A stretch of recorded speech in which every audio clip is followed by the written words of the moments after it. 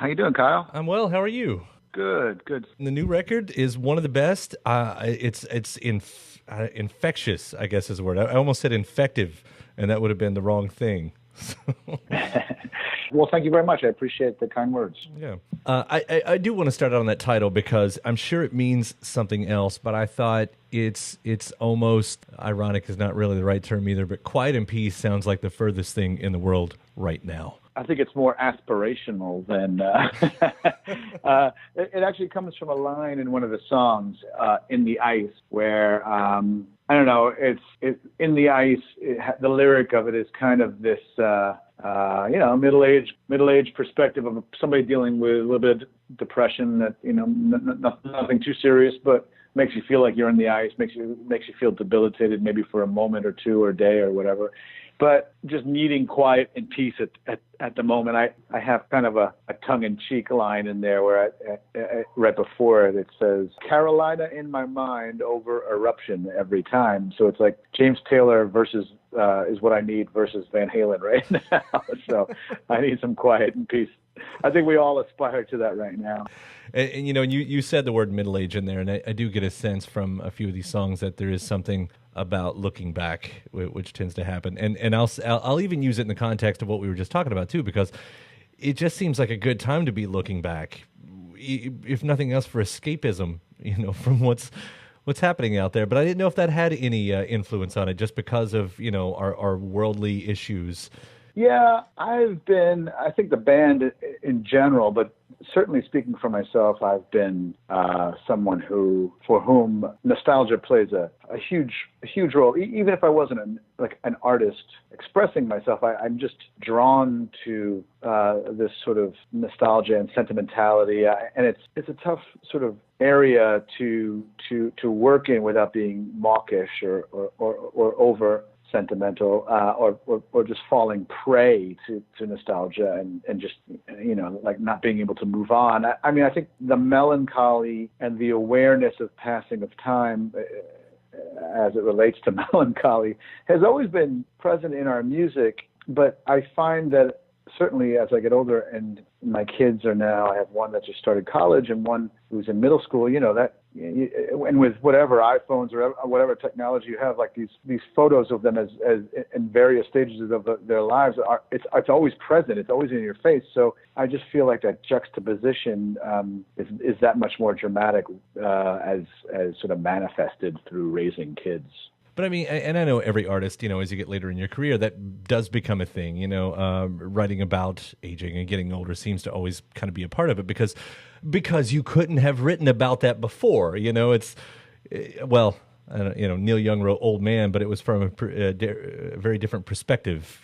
So well, that's an important example, and I really grew up in a big way listening as much to Neil Young as anybody else, if not more than most.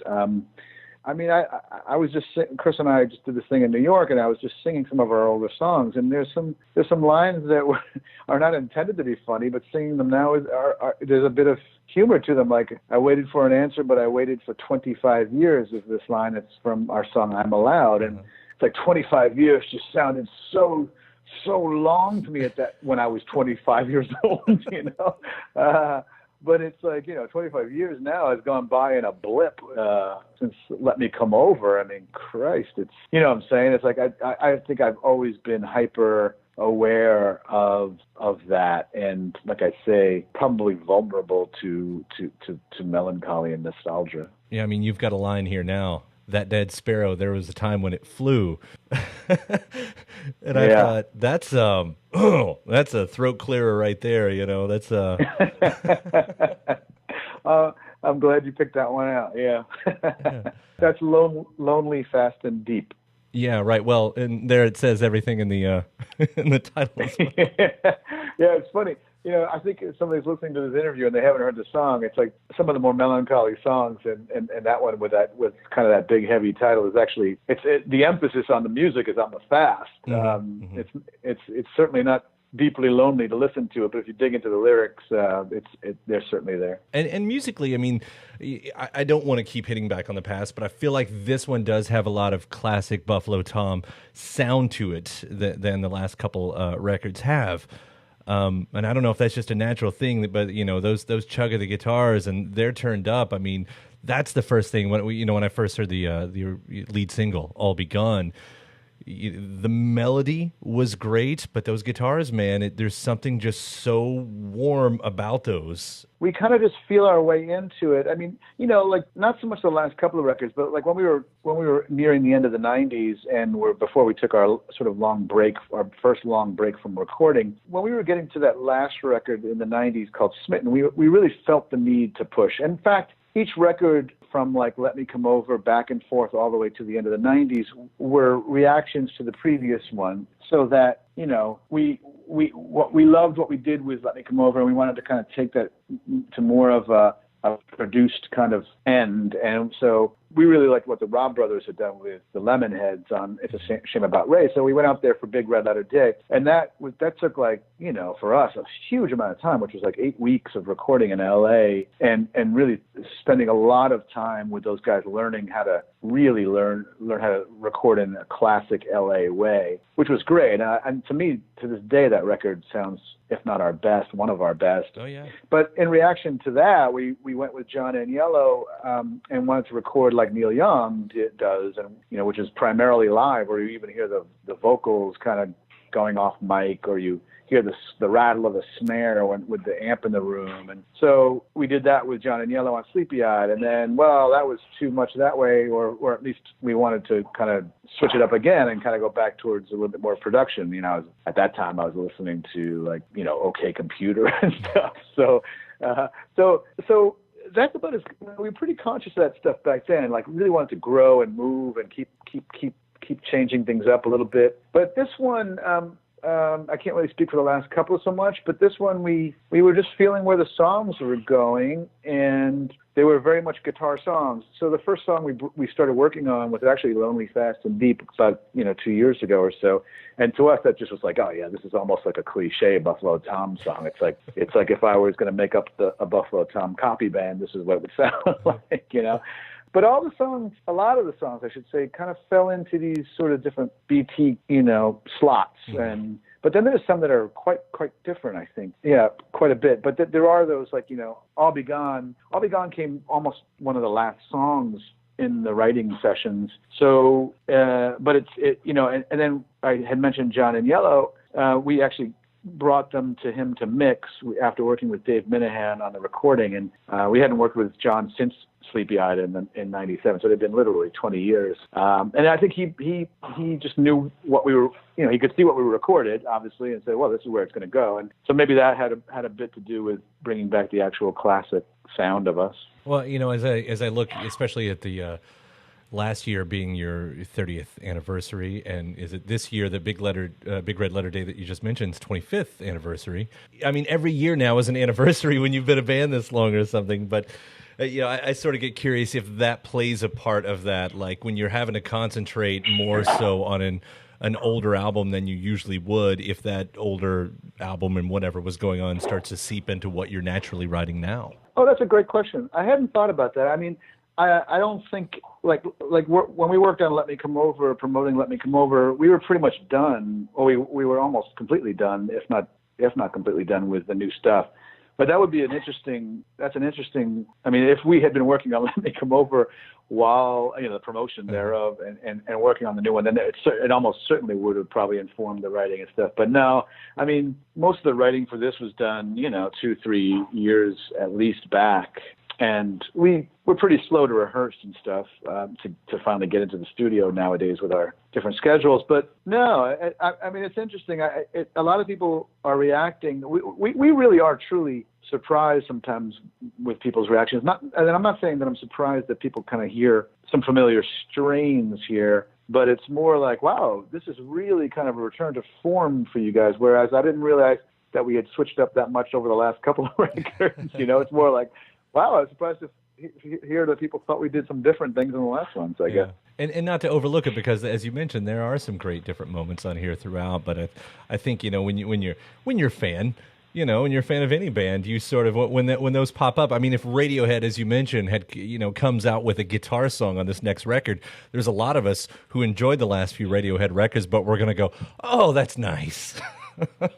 Yeah, and I'd be the same way. But I mean, there's a band that really did switch drastically, at least from that onto the succeeding records. But I'm always glad to hear that people did hear anything different in us, because I feel like, if anything, we're sort of that worn out old shoe that, the comfortable shoe that, it's just, I mean, back, like I said, like when we were trying to make Smitten, it was like, I really felt like we were going through a struggle to just try to do something that was slightly different. Like, I think it's because we really are sort of this band by committee, this democracy, that we have this overlapping sort of Venn diagram of influences, but a lot of other outside influences that we don't all necessarily agree on or necessarily listen to the same kind of music. But it just took us a while to sort of move that down the field a bit. Well, I'm happy whatever happened, because I love the record, so I like the way it's turned out. And, of course, the nice surprises on there with the cover of The Only Living Boy in New York and The Seeker as well. Oh, thanks. Yeah, I mean, that's interesting with Only Living Boy, because that came from a time where we were woodshedding on Smitten, actually. So one of the different things we did around that era was to bring in, ultimately, Phil Aiken, who played keyboards with us. But prior to Phil, we had tried, the band Belly had just broken up for a little while there, for a long time, it turns out. But Tom Gorman, who we were somewhat friends with, but I mean, I've known Tanya for a long time, but Tom we got to know a little bit from Belly, and so we went down to Chappaquiddick off of Martha's Vineyard in the off season. So you can imagine, an island off of an island in the off season in New England. It was pretty desolate and bleak, but it was this really cool time, because we rented this house and had like a long weekend or a week or so where we brought all this equipment down and recorded all these fun covers, some of which have been on records, like on B-sides, like the B-sides album, in fact, with Cupid Come, my Bloody Valentine cover. What was the other? Oh, Hawaiian Baby of the Spinanes. And one of the songs we recorded was The Only Living Boy in New York. And Tom Gorman, it was his idea to do it, and he sang it. And we did that kind of weird arrangement. And we found it, I found it on some old tape, and I sent it out to Tom and to Chris and Tom at Buffalo Tom and to Tanya, in fact. And I said, hey, check out what I found. And Chris was so into it, he's like, yeah, we should do this for the record. And I said, bingo. So that came out of that time where we were really trying to push ourselves a bit. You mentioned Belly, and of course they're back together, and they're also going to have a new record. Is there a chance that some of us fans are going to get a nice little dream run there of dates where maybe you get both of you together? Oh, I doubt it. I wouldn't doubt that we would do a show together at some point, but I mean, schedules would have to line up, and it would be, they're obviously a more popular band than we are in terms of bringing people in and stuff. But so I don't think it would be necessary. But it's not like we're sort of an opening band, really. But right. We would do it, but I don't think we would do the whole tour, because I don't think it would make financial sense for either band. But certainly it would be a love fest for sure. Well, even if it's a one-off show, I might make that trek. Yeah. Just for that, two great bands. I'll wrap it up here with a special side feature, a little bit of a side feature, and not to put you on the spot here either, but I know that most of the time being in a band is a lot of sitting and waiting and green rooms and van rides and not fun. But every now and then you come out with a great Rockstar story. And I was just wondering if any great Rockstar story comes to mind that you're allowed to tell. Well, I mean, most of them do happen in green rooms, or like, graffiti filled, to be more literal, like rooms that are festooned with various genitalia graffiti. But no, I mean, that's where most of the time and action happens back in these gross rooms. But I mean, during the Big Red Letter Day recording sessions, it was like being on a surreal Hollywood talk show, like for the entire time that we were there, pretty much before we got there to the end of our sessions, Rick James was there, and it was during his trial for like kidnapping and crack possession, and so we have this photo. I have this, one of my most precious photos is of Chris and Rick James in the lounge of Cherokee Studios watching the final episode of Cheers on TV. I mean, it was like every week there was something stupid like that. Rick would be hanging out in our studio, drinking our beer, or there was one particular day when we were mixing I'm Allowed, where we were just, this makes it like really like it is a talk show. We were on a couch just, while those guys mixed the song, and we were getting near the end. And in that same day, during that same session, we had Jeff Skunk Baxter come in and listen. We had David Lynch come in and listen, and we had Gene Simmons all listening to I'm Allowed at various points. I was like, ladies and gentlemen, thank you very much for Jeff Skunk Baxter coming in. Next up, Gene Simmons is here. And I wasn't a big Kiss fan as a kid, but I grew to appreciate them later in life. And my brother had one of those huge, like wall-size posters collage of Kiss. So, but here I am on the couch, and Gene Simmons gets up to he's telling some Gene Pitney story, some story about Gene Pitney, and he's up in front of me. I'm sitting on the couch. He's standing up in front of me, and he's singing. And Chris is sitting next to me, and probably Tom.